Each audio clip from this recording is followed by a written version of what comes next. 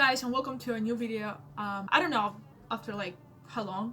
Anyway, all of you that you know me, you know that I don't have a schedule for uploading videos, and that might be a bad thing, but I choose it to be a good thing. So you never know when to expect me, and when you see me, you're happy. I like to believe that. Thank you very much.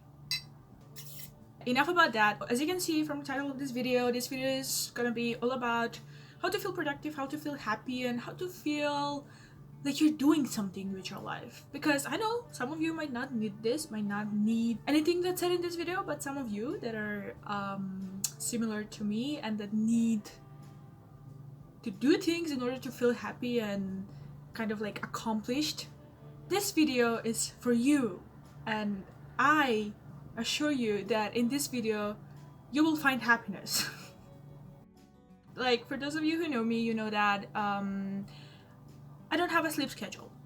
Just as I don't have an upload schedule, I don't have a sleep schedule. I can go to bed at 8 p.m. and wake up at 4 in the morning, but I can also go to bed at 2 a.m. and wake up at 12 in the afternoon, or like at noon. So basically my life kind of is full of non-scheduled things. And I might say, I can say that as much as it feels good sometimes it's not enough to make me happy, and sometimes I need to schedule stuff. So for this video is for the times when I need to schedule stuff, and this video is about how I find happiness in the darkest of times.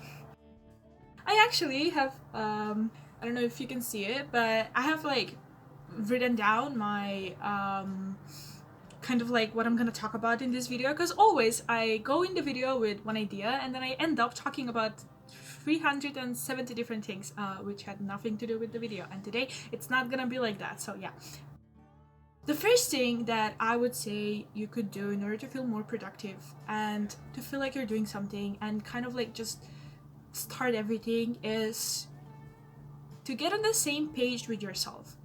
I've realized that a lot of times I have done things that I did not like. Like, I have done things just because somebody else told me to do it, or just because I felt like I needed to do them in order to get acknowledgement from someone else. So a couple of days ago I woke up and I was like, okay, no more doing things because anybody else wants me to. I will do things if I want to do things. And that really helped me, and now I'm telling you to do the same thing. And how I got to like think of that and everything, well, I started meditating. I mean, I've been meditating for a while at this point, like kind of on and off for years, but those past couple of days I've been meditating for like nearly every day, sometimes twice in a day, and it really helped me a lot. Because I'm not saying, some of you might feel like it's a really funny idea and it might not help you at all, but I feel good when I sit down and close my eyes and just breathe in and breathe out for a little bit. Many of us are not comfortable with themselves, and that's not okay, and that's not good, and we should all be comfortable with ourselves. That's not an easy thing to do, but sitting down just with yourself and just letting go of all the thoughts in your head and all the judgment and everything really helps. So I would say give it a try. It might actually be comforting in a way, because I had a long time when I was struggling with meditation, and it was weird and stupid and I didn't feel comfortable doing it, but at some point I started feeling happy whenever I did that. So do that. At least try doing that, because in this video I'm not telling you what to do, I'm telling you what you can do in order to feel better. Okay, so the second thing is a very concrete thing again, and it's a thing that I started doing not a long time ago.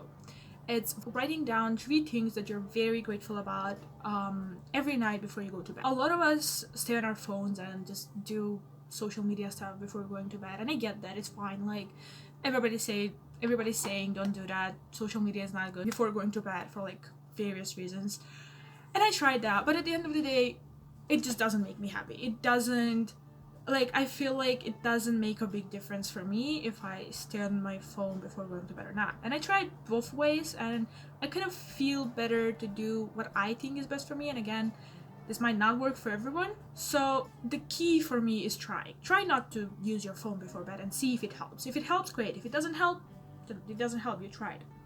But this thing really helped me because I think all of us have things that they're grateful for. Doesn't matter how small they are, doesn't matter if we think they're really significant, but we are grateful for them whether we like to acknowledge it or not. And I would say acknowledging it really helps from times to times, because it kind of like tells you that this thing happened and you're happy because of it, and now you have to wake up another day and be happy and get more things that you're gonna be happy about. I don't know if that makes sense, but it made sense in my head. Doesn't matter how small they are. For example, last night, before I went to bed, I wrote down 3 things that I was happy about, and one of them was the hoops on the basketball court were finally open and I could play basketball. And that was one thing I was very grateful about, so I wrote it down. And then the second thing is that I wrote down was that I drank 8 full glasses of water without forgetting any of that and not having any problems with that. And it took me a while to start drinking a lot of water, so I was grateful for that. And I'm not gonna share the third thing because it's kind of personal, but I'm just saying, you can write whatever you like, because there is something that happened that particular day that you're grateful for.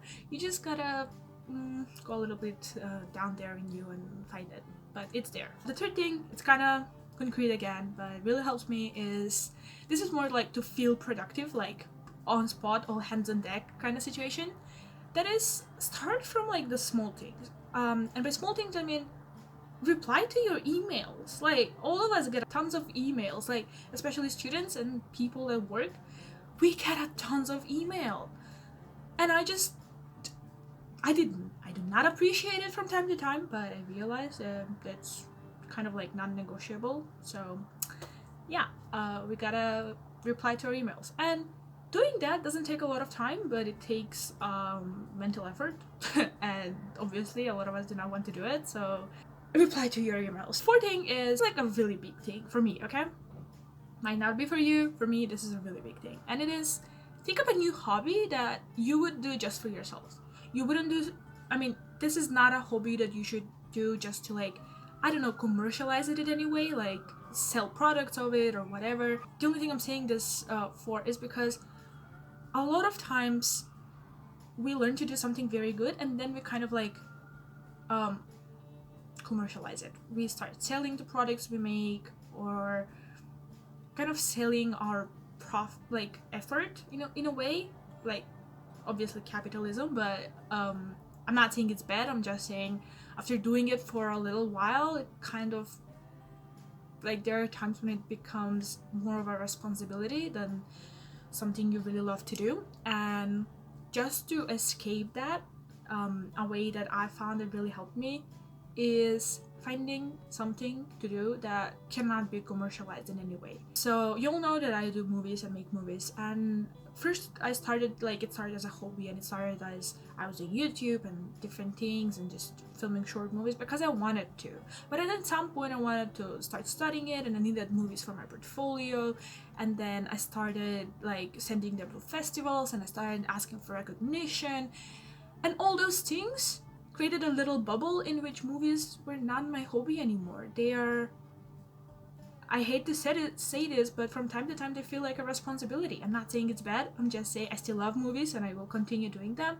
I'm just saying they're not my escape anymore that much. And I needed to find something else, and I found something else. And I'm gonna show you what I found right now.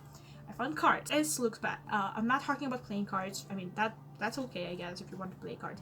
But I needed something that I can do from time to time when I want to escape, and something that I don't care how it looks. I don't care what people think of it. I don't care about anything connected to it, right? So I bought a bunch of cards. I mean, one deck of cards, really, and it's around like $1 in Walmart. And there's all like normal cards, right?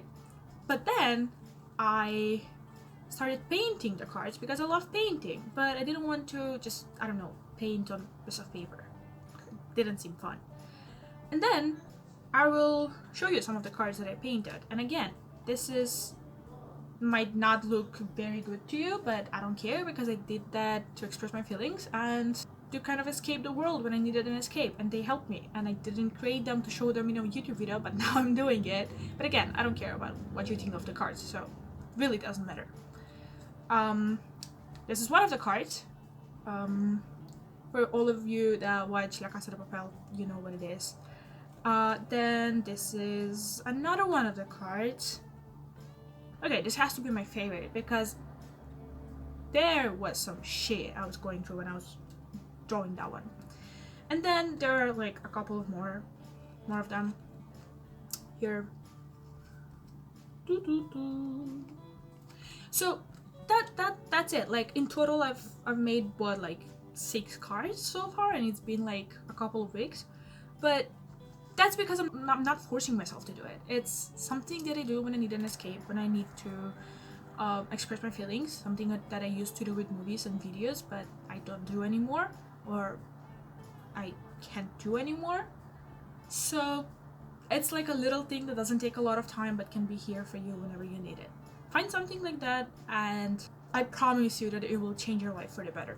And the last thing that I will say for this is, oh no, the thing before that is really little, and it's write a journal, and it really helped me. Write a journal, write your thoughts down.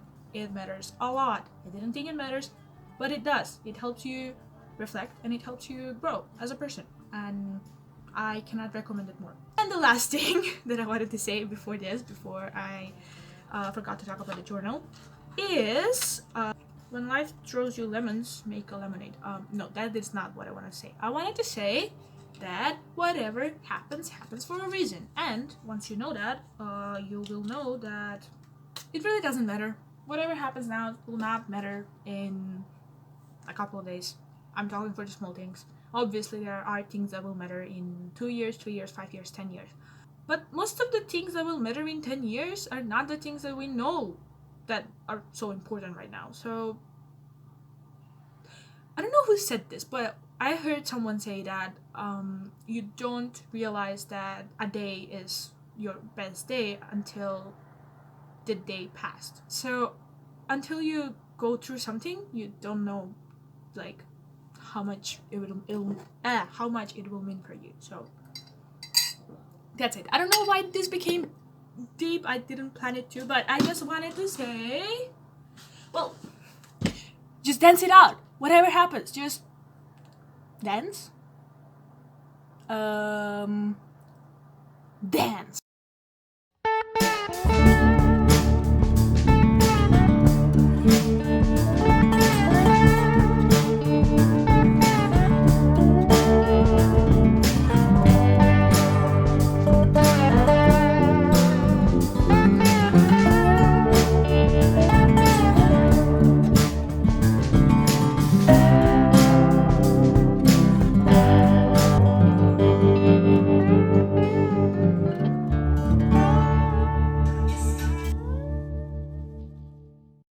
Yeah, it's really important for me, guys, to just let you go with I love you, and you can do whatever you want to do, and just put your mind to it.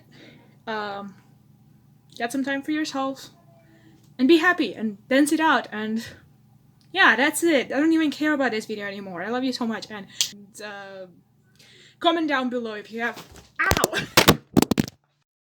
okay, if you like this video, like. If you didn't, just dislike. And I hope you enjoyed it, because my phone went through a lot of trauma, and I'm talking not just the fall. So I love you all, and I'm always here for you. The comments are for you.